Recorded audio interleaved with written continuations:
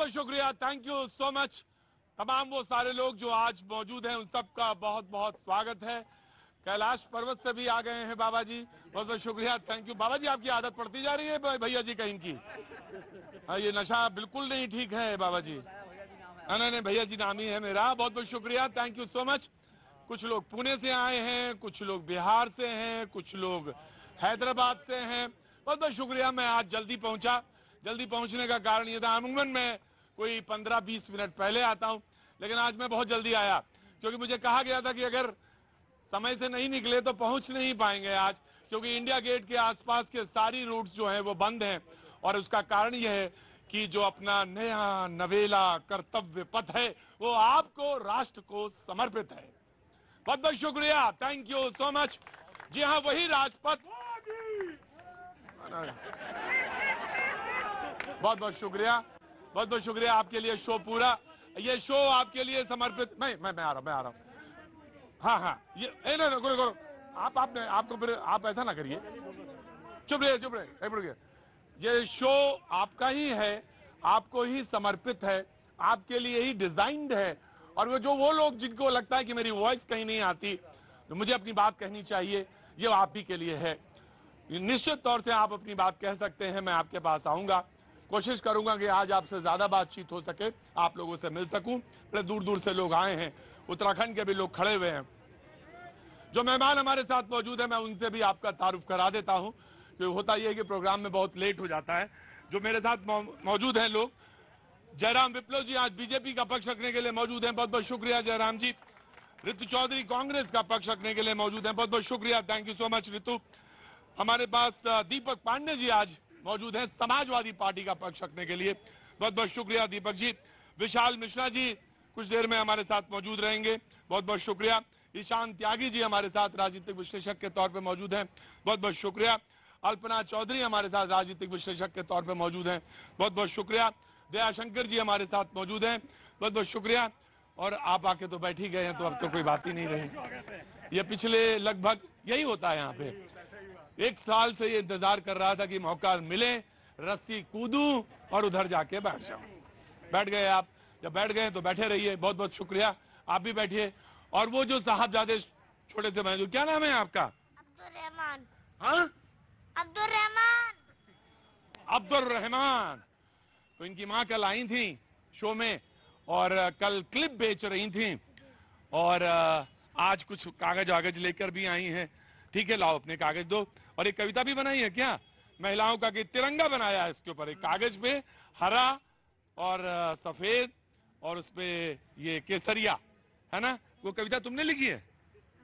हमने बचपन में बनाई थी सर। तुमने बचपन में बनाई थी? हमारे सर ने। तुम्हारे सर ने? हाँ, अच्छा, ट्यूशन जाते थे ना, वहाँ बनी थी। वहां बनाई थी, ठीक है। मैं कविता भी सुनूंगा आज तुम्हारी, जरूर सुनूंगा, लेकिन बातचीत के सिलसिले को भी जोड़ूंगा। यही कर्तव्य पथ है सर। तमाम सारे वो लोग जो आए अपनी बात कहें, और अब बातचीत के सिलसिले को। क्या नाम है तुम्हारा? काजल। काजल, बहुत अच्छा लगा तुम्हें देख के। और क्या कर रहे हो तुम? डीएलएड का फॉर्म किया है। हाँ, डीएलएड का एग्जाम दिया। डीएलएड का एग्जाम दिया है? अरे बाप रे बाप। अच्छा, तो कहाँ की रहने वाले हो? हम सिलमपुर के। सीलमपुर के, बहुत अच्छी बात। कुछ बोलना है, कुछ कहना है? नहीं, पापा आपका शो बहुत अच्छे से। पापा देखते हैं शो?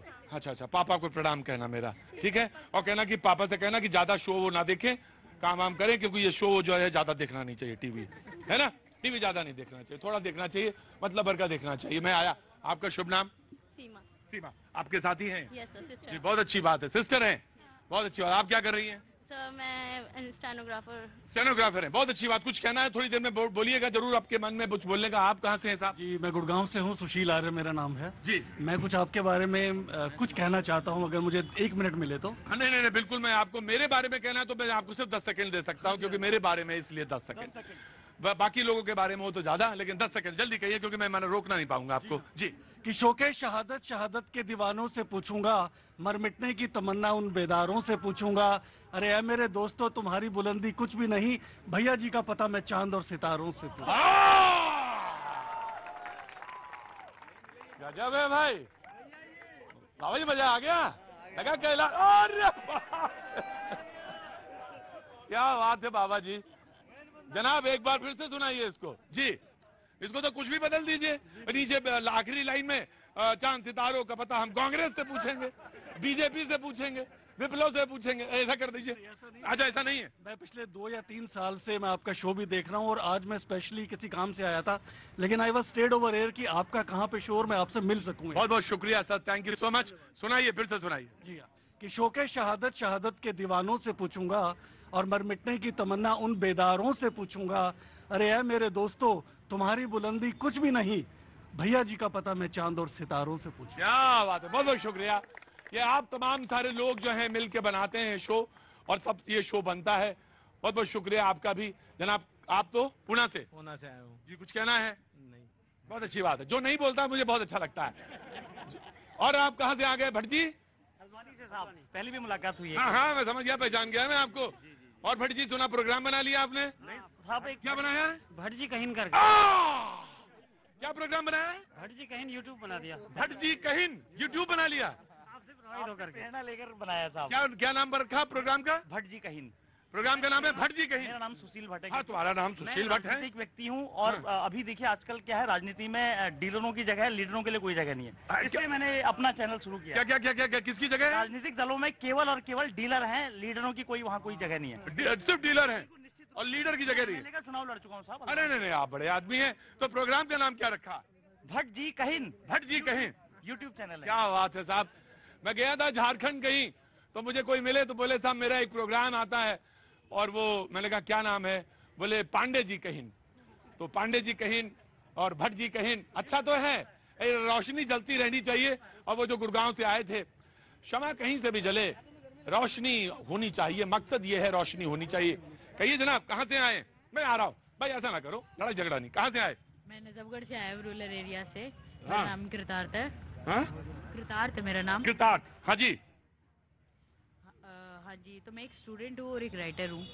स्टूडेंट भी हैं और राइटर भी हैं। क्या उम्र है आपकी? 12 इयर्स। 12 साल की उम्र है और लिखते हैं? हाँ जी। अच्छा, कुछ लिखा हुआ सुनाइए।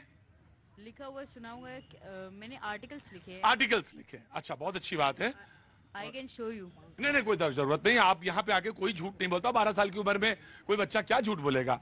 लेकिन मैं ये जानना, बहुत बहुत शुभकामनाएं। पहले कभी कोई चीज दिमाग में आए बोलने के लिए, तो ये तुम्हारा शो है। तुम्हें लगता है कि कोई बात तुम्हें बोलनी चाहिए तो जरूर आओ, क्योंकि प्रतिभा को लिए कोई प्लेटफॉर्म चाहिए, और वो प्लेटफॉर्म ये हो सकता है। तो तुम अपनी बात जरूर रखो आके, अच्छे अच्छे विषयों पर लिखो, और उससे ज्यादा बड़ी बात है अच्छे और विविध विषयों पर सोचो, क्योंकि जो सोचेगा, जो लिखेगा, वही अच्छा बोलेगा।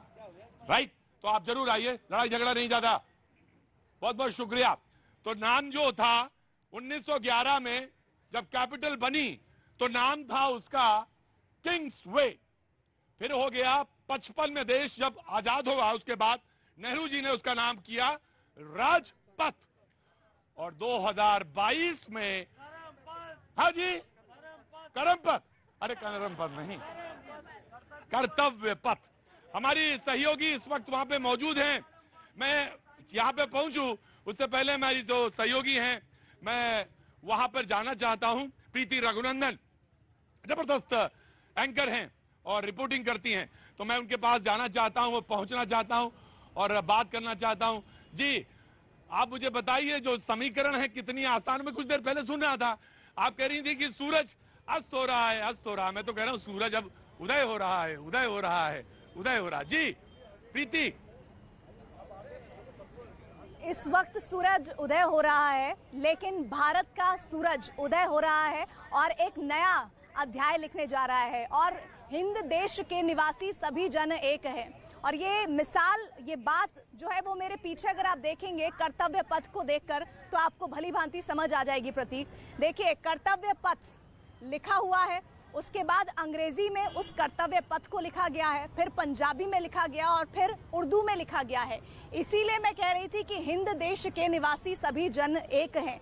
अभी तक हमने किंग्स वे को सुना, अभी तक हमने राजपथ का नाम सुना, लेकिन अब ये पूरा पथ जहां से मैं इस वक्त आपके साथ जुड़ रही हूं, ये अब कर्तव्य पथ है। और कर्तव्य पथ पर देखिए, जो सूर्य अस्त होने की तस्वीरें और भारत के सूरज उदय होने की तस्वीरें हैं, वो भी इस वक्त आपके सामने है प्रतीक। और ये पूरा जो स्ट्रेच है, लगभग 3.25 किलोमीटर का ये पूरा स्ट्रेच है। और राष्ट्रपति भवन से लेकर पीछे 360 डिग्री अगर घुमाएंगे नीरज मेरे कैमरा पर्सन, तो वो नज़ारा भी आपको नजर आएगा जहां पर अभी आपको इंडिया गेट दिखेगा। इंडिया गेट के बाद वो जो गुंबद में आपको एक कर्टन पर्दा नजर आ रहा है मैरून रंग का, उसके ठीक पीछे वो प्रतिमा है जिन्हें हम जानते हैं तुम मुझे खून दो मैं तुम्हें आज़ादी दूंगा, सुभाष चंद्र बोस। और आज वो आज़ादी के असल मायने अगर हम इस कर्तव्य पथ के जरिए प्रतीक समझे तो वो मायने ये हैं कि गुलामी की तमाम जंजीरों को तोड़कर कैसे एक नया अध्याय आज मोदी सरकार के राज में लिखा जाना है,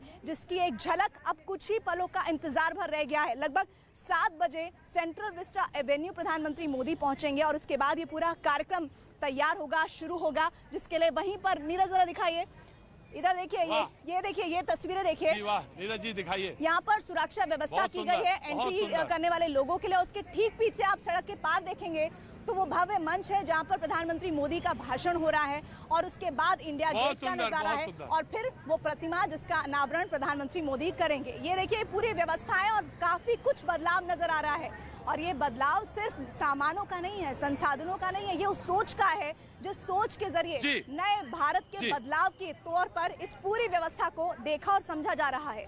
जी जी, बहुत अच्छा। मुझे लग रहा था कि मैं आपको सुनता रहूं और देखता भी रहूं तो उसमें क्या दिक्कत है। दृश्य तो बहुत सुंदर था ही, तो सुन भी सकता था मैं आपको और देख भी सकता था। बहुत बहुत शुक्रिया, थैंक यू सो मच प्रीति, जो आपने बहुत सुंदर वर्णन वहां से किया और दृश्य दिखाए। और मैं अब ये जिस दृश्य के सामने खड़ा हूं, बहुत बेसब्री से मेरी तरफ देख रही है कि आज ये बहुत देर से बात नहीं करने आए हैं। तो तुमसे बात नहीं करी है मैंने। क्या नाम है तुम्हारा? शनाया। शनाया। मैं आऊंगा तुम्हारे पास of course. BJP want to start the debate. जी प्रतीक जी, आपने बिल्कुल सही बात कही कि ये सूर्योदय का समय है, जनता का सूर्योदय है, जनतंत्र का सूर्योदय है, लोकतंत्र का सूर्योदय है।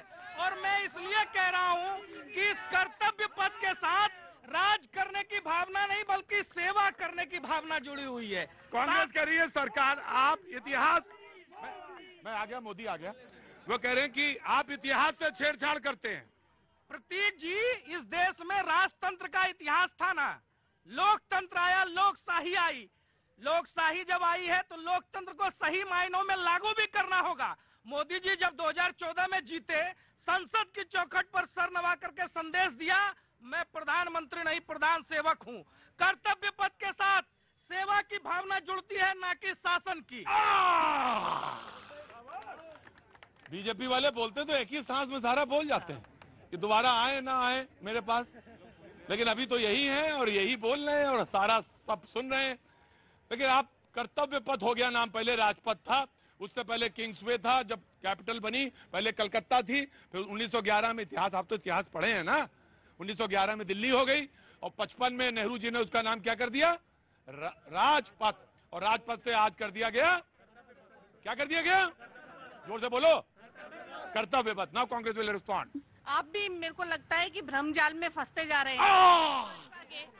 आप ये बताइए कि जब देश आजादी के लिए अंग्रेजों से लड़ रहा था, तब आरएसएस वाले अपना कर्तव्य क्यों नहीं निभा रहे थे? क्यों जो वो कर्तव्य अंग्रेजों के प्रति निभा रहे थे, वो क्यों जो है अंग्रेजों जो हमारे शहीदों की, हमारे क्रांतिकारियों की मुखबरी कर रहे थे, अंग्रेजों की गुलामी कर रहे थे, उस वक्त ये कर्तव्य कहाँ गया था? उस वक्त 70 सालों से कांग्रेस यही तो करती आई है। देखिए प्रतीक जी, ये सवाल उठा रहे हैं संघ पर, राष्ट्रीय स्वयंसेवक संघ पर। गलत सेंटेंस और गलत रेफरेंस, बिल्कुल गलत है। मुखबरी no, this is not acceptable. This is not acceptable. I'm going. This is not acceptable. Nehru ji की, पहले मुझे क्लैरिफाई करने दीजिए, किसी संगठन के बारे में कहना ये गलत है और तथ्यात्मक रूप से अगर कहा जाए तो बिल्कुल गलत है, बिल्कुल गलत। नेहरू जी जो भारत के प्रथम प्रधानमंत्री थे, कांग्रेस के जन्मदाता थे, राजनीतिक कांग्रेस के, उनके मंत्रिमंडल में एक मंत्री हुआ करते थे डॉक्टर श्यामा प्रसाद मुखर्जी, जो संघ के स्वयंसेवक भी थे, जिन्होंने जनसंघ बनाई, जिन्होंने धारा 370 हटाने के लिए अपने प्राणों का बलिदान दिया। डॉक्टर हेडगेवार अनुशीलन समिति के सदस्य थे, जेल गए, कांग्रेस के भी सदस्य रहे। मुद्दों पर विरोध हुआ, कांग्रेस को छोड़ करके राष्ट्रीय स्वयंसेवक संघ बनाया। क्या बेरोजगारों को रोजगार मिल जाएगा? कर्तव्य पथ काम करने से क्या बलात्कार होने कम हो जाएंगे? क्या ये इनके जो मुद्दों से भटकाने का है? ये मुद्दा विहीन बातें करते, इन्हें पता ही नहीं है। अगर ये डॉक्टर साहब की बात मान लेते तो देश की देखिए मोदी जी को कर्तव्य पथ करना पड़ रहा है, चिंता उनको हो रही है। इन लोगों ने 70 साल देश के साथ क्या हुआ? रुको, समाजवादी बोलेगा, समाजवादी सभा में आया। होता भारत का सिरमौर कश्मीर, जिसके लिए ये मूक बने रहे,